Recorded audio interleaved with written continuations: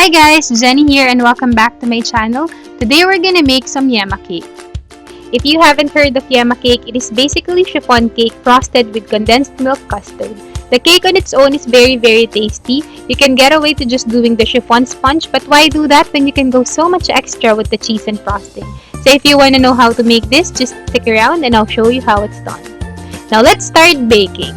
The first thing we'll do is the chiffon cake, and to do that we need to separate 6 large eggs.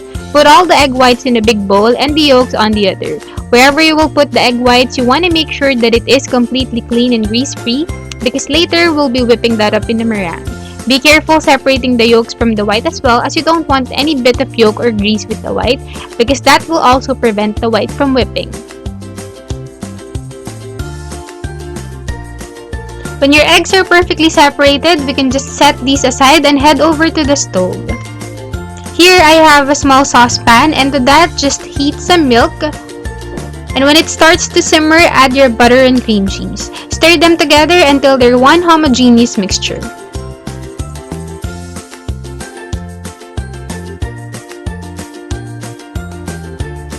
Now that's looking good. We can now turn it off the heat and go back to the counter. Transfer your milk mixture in a big bowl and just give it a whisk for about a minute or two just to lower down the temperature. And then add the egg yolks that we have separated earlier. Make sure that the milk mixture is cool enough not to cook the yolks. Give that a good whisk until it is all well combined. And then on a separate bowl, mix your flour and a little bit of corn flour or cornstarch. Give it a good whisk and then add that to your milk and egg mix. Stir them together until they're all well combined. And then let's set this bowl aside and let's start making the meringue. To your egg whites, add a little bit of cream of tartar. This will help stabilize the meringue. So just start your mixer to medium speed and just whisk it until it starts to get foamy. When it starts getting foamy, add your sugar a little bit at a time. You don't want to dump all of the sugar at once because that will make your meringue gritty and grainy. So just add about half a tablespoon at a time.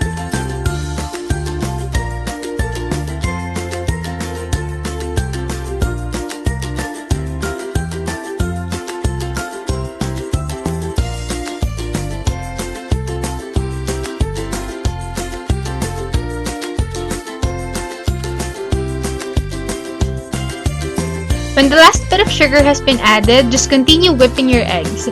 You will notice that it will increase in volume and it will become very glossy and sticky. When it reaches the soft peak stage like this, add a little bit of vanilla extract and just continue beating. You want to whip it until it holds stiff peaks like this. Now our meringue is done. Let's set this bowl to the side and take the milk/egg yolk mixture that we did earlier. Add a little bit of your meringue to that mixture and just give it a nice stir. We want to make this mixture lighter and thinner. And then just dump all of that with the rest of the meringue. This is the part where you want to just gently fold everything together. Do this by hand gently because we don't want to whack all the air out of that meringue.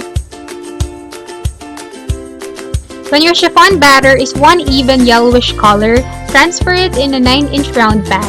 I'm using a loose bottom pan so it's easier to take the cake out once it has baked. I have also greased and lined the bottom and the sides with parchment paper so the cake doesn't stick. So just give it a good wiggle to make the top even. This cake needs to be baked in a 350 degrees Fahrenheit preheated oven for 35 to 40 minutes. When it comes out of the oven, put it on a wire rack upside down. This is something that you want to do immediately because this will prevent your cake from collapsing. So I just put a small parchment paper on top of the wire rack so the cake doesn't stick. So while our cake is cooling, let's start with the easiest Yema custard. So in a deep saucepan over medium heat, just combine your condensed milk, egg yolks, a little bit of vanilla extract, and just give it a good whisk until they're all well combined. Continuously stir this so the bottom and the sides don't burn. You want to keep doing this for about 15 minutes, so set your timers ready.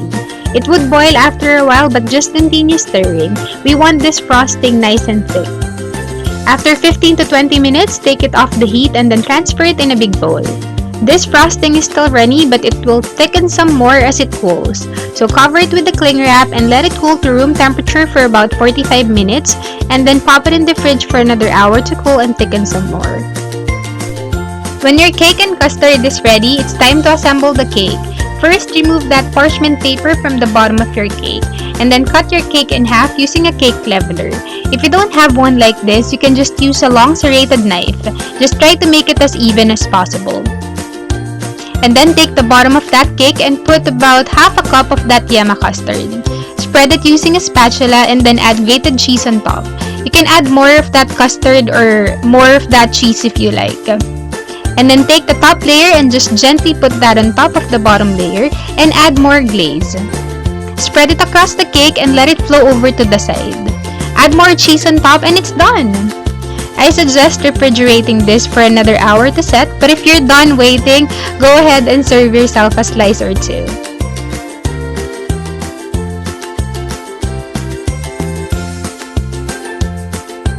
And that's it, guys! I hope you liked this video. If you do, please give it a thumbs up and subscribe to my channel if you haven't already. I'll see you in my next video. Bye!